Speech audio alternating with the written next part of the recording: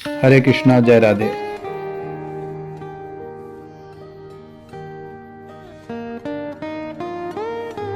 तो राधा रानी की जो बहुत 5 प्रकार की सखियां हैं, तो उसमें 2 प्रकार की सखियां को रूप गोस्वामी ने मंजरियां का नाम दिया है, यानी राधा रानी को मंजरियां है।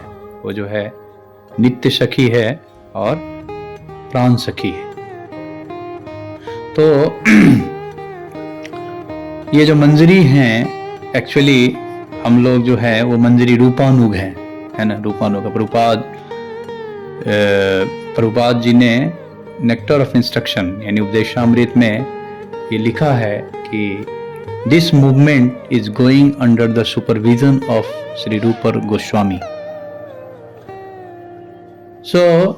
यहाँ पे एक तथ्य मैं बताना चाहूँगा कि बहुत सारे भक्तों को जब रागानुगा भक्ति में प्रवेश करते हैं तो कई बार भ्रमित अवस्था होती है। तो इस स्टेटमेंट से हमारा भ्रम रुक जाएगा कि प्रभुपाद लिखते हैं कि this whole movement is going under the supervision of Rupa Goswami. तो हमें रूप गोस्वामी के लिखे हुए ग्रंथों में डिसीजन लेना है, वहां से वो क्राइटेरिया होना चाहिए हमारा।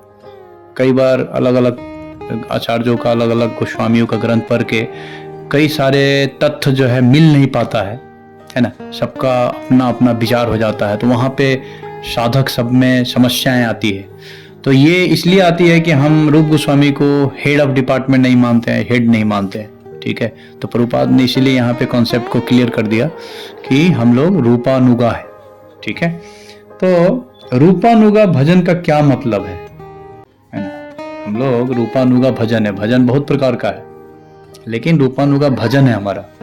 इसीलिए भक्ति विनोद ठाकुर ने रूपानुगा भजन दर्पण लिखा है ना। वो भी एक बड़ा गहरा विषय है, कभी समय मिलेगा तो उसके बारे में चर्चा करेंगे।